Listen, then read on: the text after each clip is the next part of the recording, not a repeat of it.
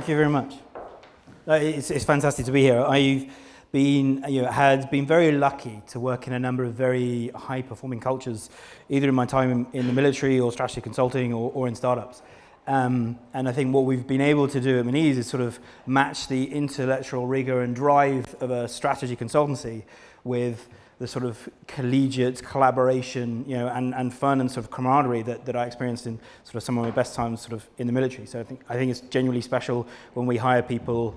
It's one of the things they say in the first week that is definitely one of our sort of strongest things and what they love. And ever since I've been here in 8 months, we've just lost one person that we didn't want to sort of lead the company, and out of 250 people, that's pretty phenomenal. So we're obviously doing something right. So what I want to talk about is sort of how we've tried to do that. I've structured the presentation with all the good stuff, which is trying to sort of articulate what we've done and why we've done it, and then hopefully the Q&A will be about more the real stuff, like all the mistakes and what went wrong and the lessons that we learned along the way, which will be obviously the more interesting and the more valuable stuff for everybody. So, cool. So I'm sort of going to pose a question, and my whole approach when I joined Monese sort of 8 months ago was can I make this work? I didn't go with any into Monese when I joined with any sort of preconceived notions of what the solution is. But when I spoke to everybody, I spent 2 weeks going around pretty much everybody in the company saying, look, what works and what doesn't work? Name 3 things we need to fix or that aren't working. Name 3 things we want to keep. And when I sort of put all the analysis together, I thought, actually, I've got the opportunity to do something very unique and very different, use some parts of stuff from Spotify, some parts from strategy consulting, some parts from the military, and really try and do something that I think's never been done before. So, and the hypothesis was this, what happens if the teams told us what to do rather than us telling the teams what to do? Obviously, when we come to the Q&A, we can tell you how it actually worked and it's been a long, painful time to get there. But that's the hypothesis we had, and that's the hypothesis that we're still living by. Any Renaissance art fans out there? No? Yes? Do you know who this is? Okay, this is, it's an unfair question. I'm not a Renaissance art fan. This is sort of the picture that I could find on the internet to support my case and argument, like I'm sure we all do.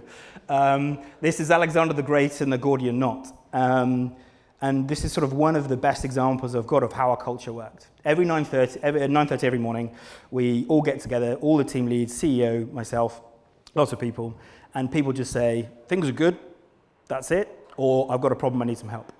We've launched Apple Pay to more countries, and we're trying to do this to get ahead of all our competitors, and we just had an issue. The team that was doing this raised their hand at this meeting and said, look, I've tried everything, I need this issue. Straight after that, our CEO phoned up another chairman of the board of a very, very large company and said, right, we need this fixing, we need a tester. 2 hours later, we had a tester. 4 hours later, the product was live. So our culture works. People think they can sort of stand up and say, look, I need some help. And when that happens, the whole organization just zooms in and fixes those problems.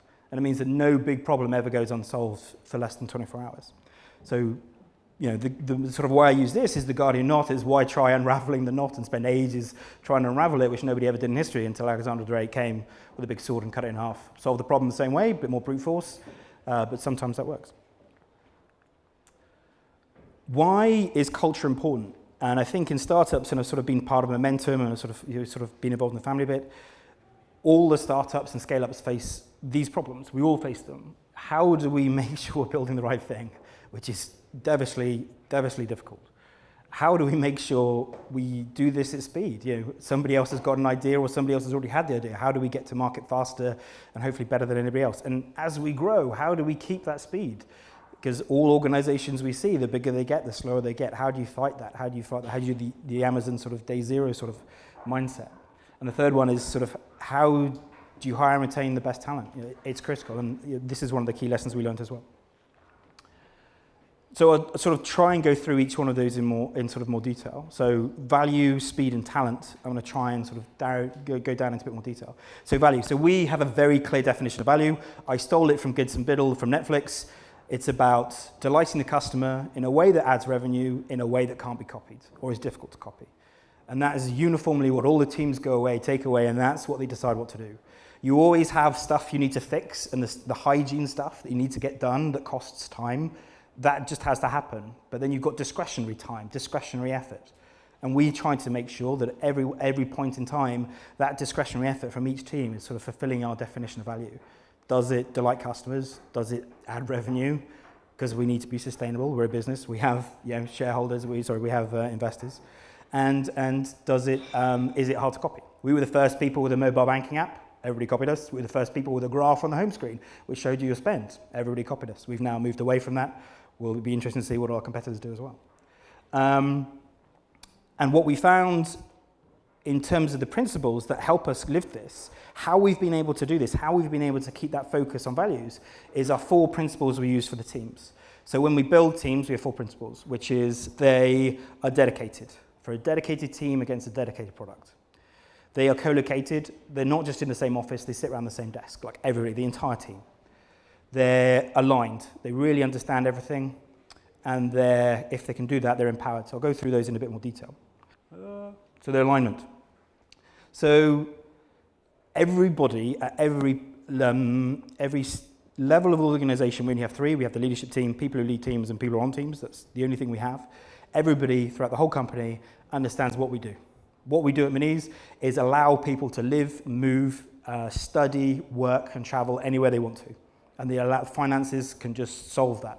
So if they live in Spain for 2 months, they don't need to change their bank account. They can pay cash in, they can get cash out. They can do all their banking in Spain, move to the UK, don't need to change their bank, don't need to do anything.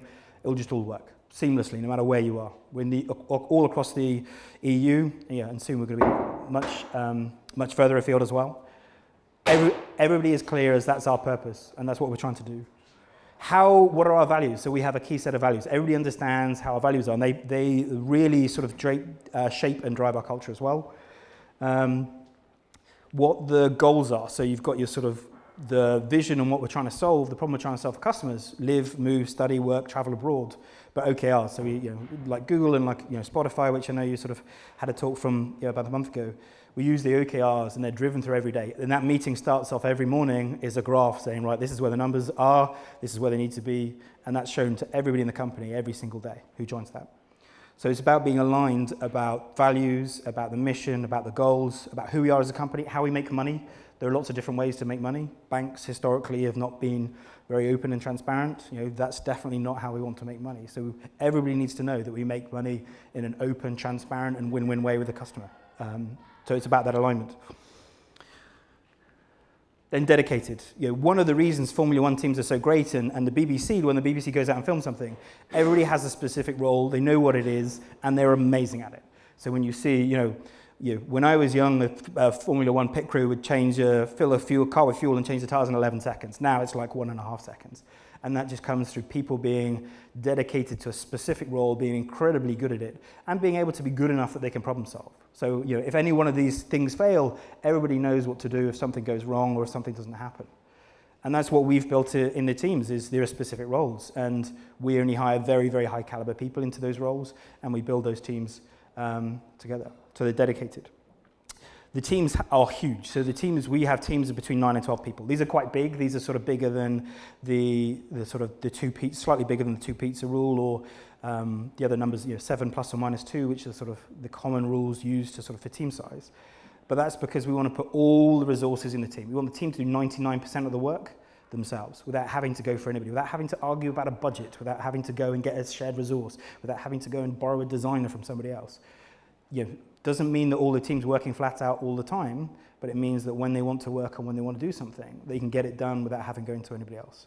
And so that's really, really fast. It means they build up domain expertise. That guy is going to be the best, wheel guy in the whole of the pit line. We've got people who are going to be the best people at building a personal bank account, understand the context, understand the customer, understand the code base. And that means that if we need to change direction, pivot, or build something new or change, there's no time lost in learning a new code base or learning a new skill set or doing anything else that they can go and build. And DevOps as well. You build and run what you run what you build. So if something goes wrong on production, the people who built it are responsible for fixing it. It means they build it right first time, which is sort of another one of our mottos. But it also means that if we need to fix it, it's really quick and really simple. Our mean time to recovery is in the sort of 5-6 minutes for an issue on production that's an issue for us. So from identifying a problem to fixing it, we're really, really fast. And we couldn't do that if you had a centralized problem-solving team that didn't know what the problem was, didn't know where the issue was, wasn't familiar with the code base, wasn't familiar with the tests. Co-located. We're human beings, and although there's Zoom and there's so many other things that help bridge that gap or the virtual gap, it makes a huge difference just sitting around the same table, seeing each other physically every day, sharing the small stories about what's going on. I had a conversation with Bahar about my daughter, and waving to her on the Nest doorbell when she leaves every morning. It's those sorts of things which make you trust each other and allow you, when things are stressful or fast, to trust each other that bit more. It's been quite painful. Building whole product teams in London is really expensive. But we've made that explicit trade-off. We'd much rather speed than cost, which is the right decision for us at the moment. And then the last one is empowerment. I love this photo, especially I've got a 4-year-old daughter, so I love this photo. And it feels like this sometimes, like when I'm standing up to the CEO or one, and I don't do that often, the product leads do. Because the product, it's product leads product. It's it's Olga's product if it's personal banking, And she goes, well, no, these are my estimates. This is when I can build it. This is when I can do it safely. And it does feel like this when the CEO's like, I think this is could be delivered faster. But we've given the power to the teams that if they're dedicated, they know the customer, they know the code base, they know the product. If they have all of that, if they've got all the resources, and they've got the alignment, they understand who we are as a business, why we're making money, what our objectives are, of course they're the right person to make the decision. Why would anybody else make that decision? Why would I make that decision if I'm not fighting with building the code and understanding the customer and interviewing 5-10 customers a week? I'm the wrong person to make the decision. They're the right person. Doesn't necessarily mean they're always right. Doesn't mean you don't challenge that or ask questions about it. But they're the right people to make the decision. They should be telling, like here, they should be standing up and saying, this is how it's going to be. And that's tough. That's that's been a journey for a number of people in the company that they're not used to this, and we've sort of gone there. We're not there yet. We're not there with all the teams, but we're getting close. And it's definitely showing. We're now, we don't make a release that says UI fixes or bug fixes. We don't do that. Every release we do, every single 2 weeks is big. This is a massive new feature. We've just launched savings. We've just added another 3 or 4 languages, for Turkish or whatever. Every single 2 weeks we're releasing something massive. So it's obviously working. Speed. And we've grown. When I joined, we were 3 teams at around 40 people. Now we're 10 teams of about 100 people. End of next year, we'll be 30 teams and 400 people.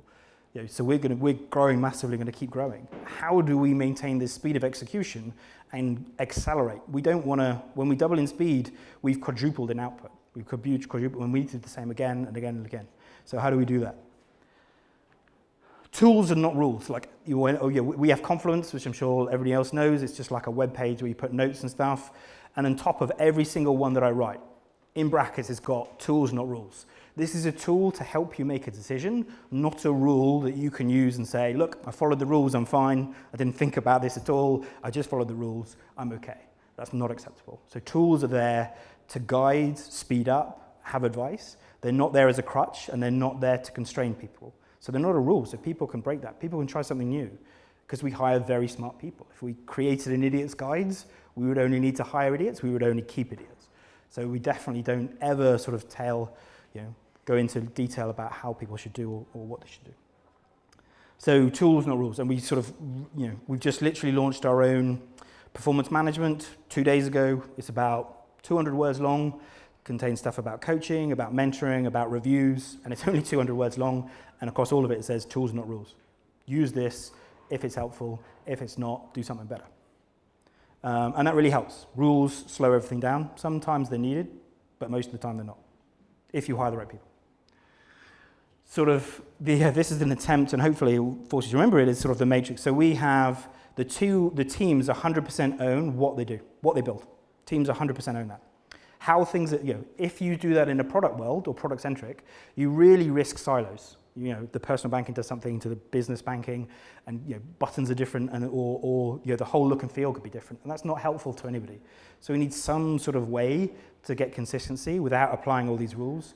So we have the teams own the what, the chapters own the how. So the design chapter owns sort of how the look and feel of the product should be. And that's not, again, that's a tool and not a rule. People can break from it, but that provides some element of consistency and breaks down some of those silos. So our designers meet twice a week for 2 hours, 1 hour each. They do a show and tell, and they enable information and knowledge to permeate through the whole organization. But then they also make sure there's nothing too out of consistent, unless it really needs to be. But they can make that decision, which is great. So this is about different people owning the how and the what. Having some sort of stability. It's really difficult if everything's chaotic. You don't even know what you're doing, you don't know what's going on, you don't know what you're building, you don't know why you're building it. That's just not helpful.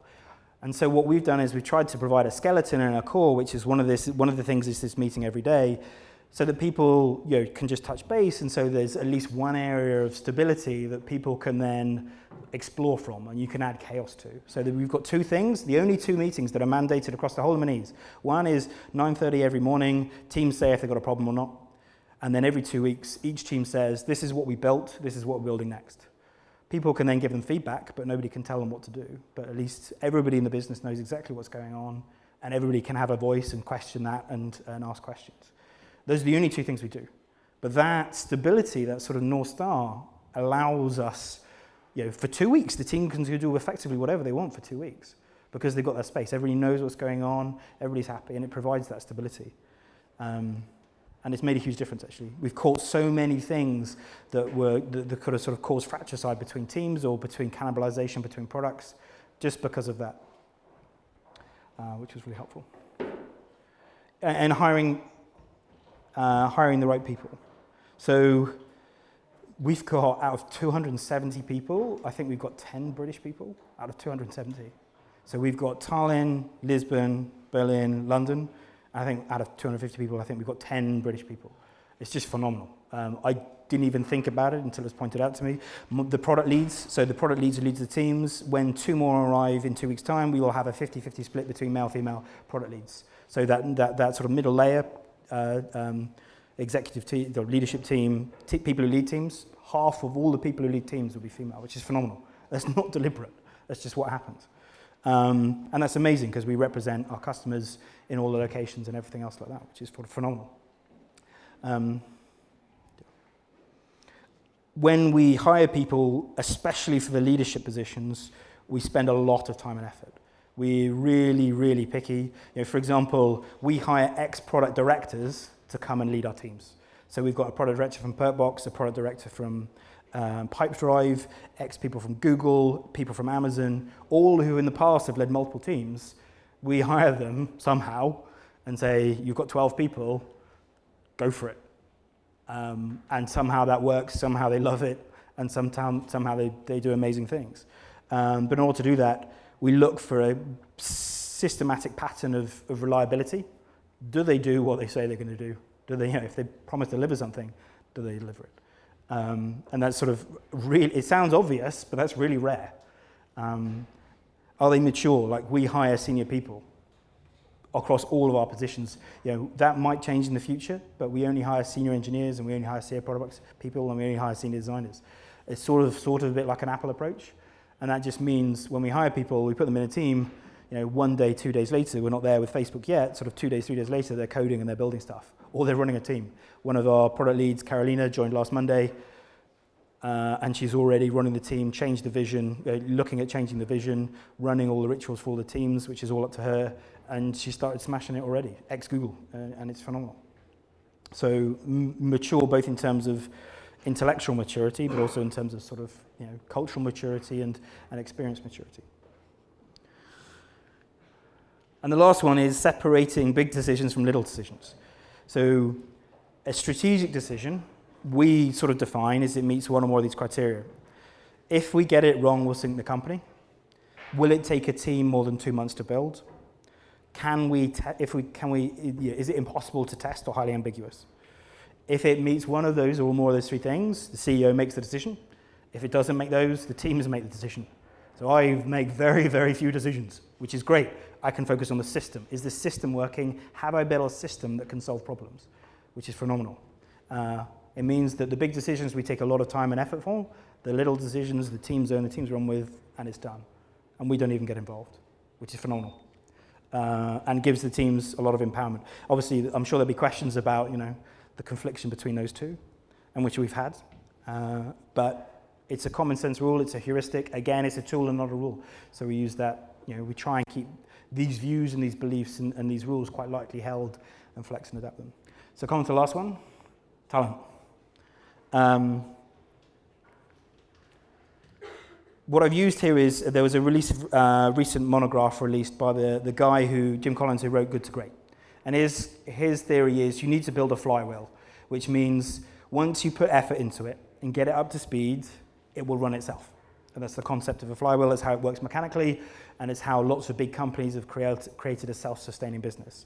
So our product flywheel is hiring the best, most passionate, most capable product leads, helping them with the resources, build the high-performance teams, dedicated, co-located, and aligned, empower them, get them to tell us what to do, them to decide what to do. As a result, they'll build world-class products, and that will build us a reputation for exceptional product teams and product leads. And if we get all that right, and if we get those right, each one makes the next one easier. And I'm here, trying to do this one, establish a reputation for this. Make no bones about it, I'm here to try and do this. If we put effort into all of those things and we get it at enough speed, it will be self-sustaining. And it will make my life much easier next year when we're going from the 10 teams we've got now to 30. All this will be much easier if we're getting thousands of CVs and we have to say no, rather than now at the moment, fighting and finding sort of jewels in the rough, which is what we do now. But we found some very, very good jewels. So passion. Yeah, it's funny, isn't it? I am not a creative person. I've sort of got to the point now where I admit exactly what I'm not good at, and creativity is not one of these. So I work with Arj, one of our digital marketing people, to do this. And his point was, people remember it. It doesn't make sense, but people remember it. So, okay. We really try to understand how passionate people are. One of the few questions I ask is, what's the last book you read about products or podcast you listened to or meetup? I ask every single person that. And if they can't answer or answer with one thing, they're not interested in their profession as being in product. If you don't read lots of books, if you don't go to meetups, you don't come to things like this, you're not really that passionate about your profession and about professional improvement as your profession. Are you passionate about Monese? Have you downloaded the app? Have you seen it? Are you going to tell me what's wrong with it?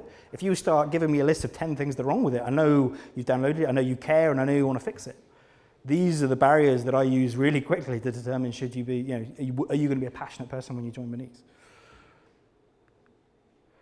High-performing teams. This is one of the first talks that I ever gave in my all hands to the whole company, which was, software development products no longer an individual sport. It's not about a person in a basement building something. It's about teams of people delivering stuff. And so when you look at a relay team, the most important thing in a relay team isn't the runners. Nobody wins if the runners pass the line. The only team wins when the baton passes on the line. And it's a great metaphor for product, because it's about getting your product from idea all the way to the customer. The baton is the most important thing. It doesn't matter if, any of them are sort of doing press-ups or going, if they're going off and doing something else and miss the baton, it doesn't matter how great they are or how fast they're running. It doesn't make a difference to the work moving through the system and getting delivered to the customer. So I'm trying to create a system, and this is my whole job. How do I get that, great ideas, making that decision about value, how do we create it, and how do we get it to the customer as quickly and safely as possible? Nobody wins if you drop the baton. Nobody wins if you start punching anybody else. It's about getting that to the finish line fast and safely as possible. And so it's about high-performing teams. It's about hiring the right leaders. If I hire the right leaders to the team, 90% of my problems go away. And that's all I look for. One of the most important thing I do every day is hire the leaders for all these teams. Again, empowerment. I'm just going to, I just love this photo, so I'm going to use it again. We can only hire exceptional people if they're going to be empowered. How have I convinced a head of product, a product director from Perkbox to come and just lead a team? Amazing. His name's Ash. He is phenomenal. He's very, very strong. But he loves it. He loves it here. And it's because he can do this. He just said, look, it's my train set. It's my team. I lead the team on a day-to-day basis. I lead the product. I'm the person who knows the most about everything, and I'm going to build what I think is right. That's going to move the needle for us and for the customer, and and it's going to be hard to copy. We couldn't hire high-performance people for that without doing that. We completely accept there's sort of some deficiencies in our product with some of our competitors, but we fixed 99% of them. In 2 months' time, we'll have fixed all of them and gone even further. We want to be somebody's main bank account, no matter where they are in the world and what they're doing. We don't want to be your bank account for your disposable income. We don't want to be your travel card so when you go away and travel. We don't want to do any of that. We want to be your one account that does everything. No matter where you are, you don't have to worry about travel, you don't have to worry about money, you can just do what you want to do and not have to worry about any of this. And that's what we're trying to be. And that's what we're trying to build, a world-class product. And then reputation. This is our CEO, Morris. Phenomenal guy. There's 2 reasons I joined Monese, and he's definitely one of them. We're trying to build this reputation as an exceptional company, building world-class products, but also as an exceptional place for anybody in product and technology to be, but especially product leads, because they make the difference. They make a huge difference to a team. Whether the team can be exceptional, high-performing, the Jamaican relay team, or a low-performing team. 90% of it is down to leadership. Top tips. So I've sort of tried to lay out my sort of hypothesis, divide it down, subdivide it, now put it back together. This isn't going to work for you. Everybody makes this mistake with Spotify and copies them and then gets it wrong. Spotify, we've got friends at Spotify, and they'd say, look, it's not as great as it seems on the inside that as it does on the outside. And and as a consultant, one of the things I did was try some stuff Spotify did, but it very, very, very rarely worked. But hopefully this is helpful. Hopefully it's triggering some thoughts. Hopefully it's triggering some ideas. Hopefully it's offering a different perspective, so you can use some of this or none of it. That's absolutely fine. But hopefully it sort of helped. Think holistically. Even from the very start, if you look at both of my parts of the presentation, both about sort of what we did in terms of sort of speed and talent, all of the stuff was interlinked. It was holistic. And we thought about the whole system. And my job is to think about the entire system. I'm not trying to make decisions. I'm not trying to make decisions about who builds what or what happens. I really am not. I'm trying to think, how do I build a system? How do I create a system that works, that's enjoyable to be in, that executes well, that builds the right things? And that's what I spend most of my time doing. Make trade-offs explicitly. We made a trade-off when I started, when we moved from 3 to 10 teams. What do we value most? And this is the same as those of you who read the Agile Manifesto. Those of you who do it, because you should do that as an entrepreneur or anybody, not just if you're in product. And the great thing about that is say we value this more than this. We're not saying that this isn't valuable, but we're saying this is more valuable. So the trade-offs we made were we want accountability, we want speed, and we want customer centricity. The trade-off we're going to make is cost. It's really expensive. Is cost, control. I don't control things, or very rarely. And consistency. We know there's going to be gaps. We've tried to fix that with the chapters, but we know there's going to be consistencies because each of the teams are moving fast. They're doing 99% of the stuff themselves, so we accept that. We're not saying control and consistency and cost is not important, but we are saying speed, accountability, and customer centricity is more important. Make that explicit. We're not saying do the same thing when there are consistency problems, when you're sort of running out of glide path because you've made that the cost. Acknowledge it and say, look, we made this decision deliberately. And alignment. The big thing I do is in order for the teams to be empowered and make the decision, they need to understand who we are as a business, what we're trying to do, and what the goals are. So I spend a lot of my time helping people, reminding people, bouncing that idea off people, just to make sure, and giving them the information. As a head of product and Norris as a CEO, they get data they have a different perspective than everybody else. And if they're not careful, they sort of wonder why the teams are doing stuff, but they've just forgotten that they've got information the teams don't have. So try and get this information from your CEO, from your CCO, from head of product. Try and share that and make that alignment more explicit. And that's helped us. And now Norris is happy that at least he understands every decision that's being made. He might not agree, which is fine, but at least he understands every decision. And that transition from what the fuck are you doing to I get it, I don't agree with it, but I can at least get it, that's explicit, and that's a big difference. And that's allowed him and other people in the business to go, okay, I don't agree with it, but at least I understand exactly what you're doing and why. And that's only possible when everybody shares their perspective in both ways.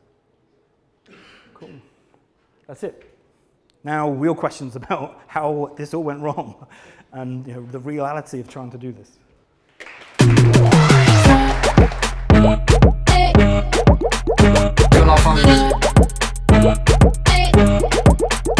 Good luck on you.